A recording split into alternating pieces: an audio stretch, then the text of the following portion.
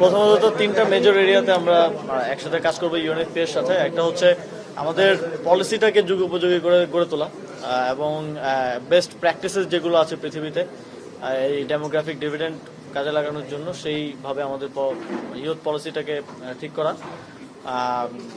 একটা নির্দিষ্ট সময় পর পর ইউথ পলিসি চেঞ্জেস করতে হয়, আপনারা জানেন, সেটাকে একটা সমন্বয়ের মাধ্যমে করা। এবং আপনারা জানেন আমাদের 18,500-18,000-এর উপরে যুব সংগঠন আছে, কিন্তু শুধু রেজিস্ট্রেশনটা আমরা দিয়েছি, কিন্তু এরপরে এটার ফলো আপ ডাটাবেসটা আমাদের কাছে নেই আনফর্চুনেটলি। ওই ডাটাবেসটা তৈরিতে ইউএনএফপি আমাদেরকে হেল্প করবে, যাতে করে আমাদের কাছে একটা ডাটাবেস থাকলে আমরা তাদেরকে কীভাবে কাজে লাগাতে পারবো। আপনারা দেখেছেন যে এবার যখন গণঅভ্যুত্থানের পরপর যখন বন্যা হলো, তখন আমাদের যুব সংগঠনগুলোকে আমরা নির্দেশনা দিয়েছি, সারা দেশে তারা কিন্তু ভলান্টারি অ্যাক্টিভিজম করেছে। তো এক্ষেত্রে ডেটাবেসটা থাকলে আমরা তাদেরকে আরো অনেক ন্যাশনাল ক্রাইসিস থেকে শুরু করে আরো অনেক ন্যাশনাল গুরুত্বপূর্ণ কাজে আসলে কাজে লাগাতে পারবো। সেই জন্য এই ডেটাবেসটা তৈরি করা হবে। এর বাইরেও আরেকটা গুরুত্বপূর্ণ এরিয়া হচ্ছে আমাদের দেখা যায় একদম প্রত্যন্ত অঞ্চলেও খুব নতুন ভালো ভালো আইডিয়াস জেনারেট করতেছে আমাদের ইয়াং পপুলেশন, কিন্তু ওইটাকে আমরা মেইনস্ট্রিম করতে পারতেছি না। তাদের সাথে আমাদের ওই যোগাযোগ, ওই কমিউনিকেশনটা নেই। ওইটা ডেভেলপ করার জন্য আমরা পলিসি ওইভাবে তৈরি করব এবং এটাতে ইউএনএফপি আমাদেরকে সহায়তা করবে। একটু ক্রীড়াতে আসতে চাই। কদিন আগে সার্চ কমিটি তাদের সমস্ত ডাটা জমা দিয়েছেন, কমিটিগুলোর নাম জমা দিয়েছে, যে 28টা কমিটি বাকি রয়েছে। আমরা জেনেছি যে এই 28টা কমিটি শীঘ্রই ঘোষণা করা হবে এবং সেই সাথে এই গঠনতন্ত্র নীতিমালা প্রকাশ করার জন্য, তৈরি করার জন্য এই কমিটিটাকে হয়তো ভিন্ন কোনো নামে, এটা হতে পারে সার্চ কমিটি নামে অথবা হতে পারে সার্চ কমিশন নামে, এটা করার একটা ভাবনা রয়েছে মন্ত্রণালয়ে। আসলে এটার অগ্রগতি কি রয়েছে? প্রথমত ওনারা যে কমিটিগুলো জমা দিয়েছেন, আপনারা জানেন আমরা একটু বেসিক ভেটিং শেষেই দিয়ে দিই এবং আশা করা যাচ্ছে এই সপ্তাহের মধ্যে আমরা সবগুলো কমিটি প্রকাশ করে দিব, যে অ্যাডহক কমিটিগুলো বাকি ছিল। এবং এরপরে যেই কমিটিগুলো হয় নাই, ওই স্পোর্টসগুলো স্বাভাবিকভাবে একটু স্থবিরতা ছিল, আশা করি সেই স্থবিরতা কাটবে। এর বাইরে আমাদের যেই কনস্টিটিউশনাল রিফর্মের জায়গায় অলরেডি সার্চ কমিটি যারা ছিলেন ওনারা অনেকটা কাজ এগিয়ে নিয়েছেন। যেহেতু সার্চ কমিটি শব্দটার সাথে আসলে কনস্টিটিউশনের ইয়েটা যায় না, সেই জায়গা থেকে আমরা হয়তো আরো কোঅপ্ট করে এটাকেই আরো একটা নির্দিষ্ট সময় আমরা বেঁধে দেবো, এর মধ্যে আমরা কনস্টিটিউশনাল রিফর্মগুলো করে ফেলবো আশা করি। তবে সেটা কি কমিশন নামে আসবে? সেটা কি কমিশন কি নামে আসবে সেটা আমরা একটু এটা দেখা যাক। ক্রিকেটে হ্যাঁ, আমরা ক্রিকেট বোর্ড সূত্রে জেনেছি যে সরকারের একটু সবুজ সংকেতের ব্যাপার রয়েছে পাকিস্তান সফরের ব্যাপারে। আমরা আনুষ্ঠানিকভাবে সরকারের পক্ষ থেকে জানতে চাইনি এই ব্যাপারে সর্বশেষ আপডেটটা কি, এটা যদি বলেন তাহলে আমরা পাকিস্তান সফরের ব্যাপারে বিসিবি এনএসসি থেকে জানতে চেয়েছিল যে সরকারের এটা কি, তারপর এনএসসি থেকে যোগাযোগ করা হয়েছে পাকিস্তান এম্বাসির সাথে এবং সেখান থেকে আমাদেরকে ইতিবাচক রিভিউ দেওয়া হয়েছে যে এখন আমরা যেতে পারি। তবে আমরা বিসিবিকে একটা নির্দেশনা বা দিয়েছি যাতে সীমান্তবর্তী স্টেডিয়াম যাতে অ্যাভয়েড করা যায়।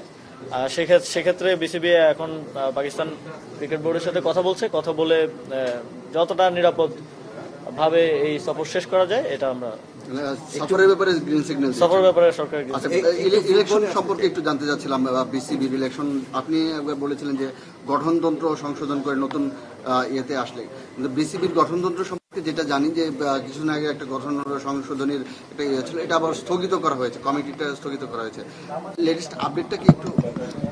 রিফরমেশন কখনো মানে কোনো সময় তো বেশি নাই, সহজ প্রক্রিয়া না। সহজ প্রক্রিয়া হলে আমরা ওই 53 বছরে একবার এসে এত বড় পরিসরের সংস্কারের কথা বলতাম না, আমরা প্রতি বছরই করতে পারতাম। তো যখনই রিফরমেশনের আলাপটা উঠলো, কোনো একটা জায়গায় কাঠামোগত সংস্কার হলে আপনারা জানেন এটার উপকার ভোগী যেমন আছে, এর ফলে যারা বিভিন্ন অনিয়ম করে আসছে তাদের সেই অনিয়ম বন্ধ হয়ে যাওয়ার একটা সম্ভাবনা আছে।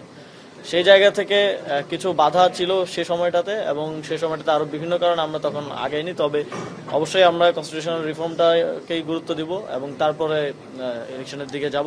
এবং যেহেতু আমাদের হাতে সময়ও আছে আপনারা জানেন, সেটা করার জন্য কোন প্রক্রিয়া করা যাবে এটা আমরা বিসিবির সাথে আরো ফার্দার ডিসকাশনের মাধ্যমে ঠিক মাননীয় উপদেষ্টা আপনি তো মাননীয় উপদেষ্টা একটা বিষয় হচ্ছে যে গত এক মাস আগে জাতীয় ক্রীড়া পরিষদ থেকে বিসিবিতে চিঠি দেওয়া হয়েছিল যে মানে জাতীয় ক্রীড়া পরিষদ লেবি যেটা গেট মানি প্লাস প্রচার সত্ত্বেও সে দীর্ঘদিন বকেয়া, কিন্তু এক মাস পার হয়ে গেছে কিন্তু বিসিবি এখন যত শুনতে পেরেছি বিসিবি এখনো কোনো চিঠি মানে কাছে কোনো উত্তর দেয়নি।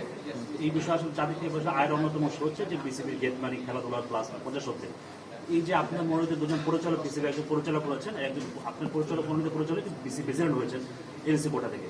এই যে এনএসসি চিঠি এক মাস ধরে গেল কিন্তু কোনো রিপ্লাই নেই, এই বিষয়ে যদি আপনি কিছু বলবেন। ধন্যবাদ।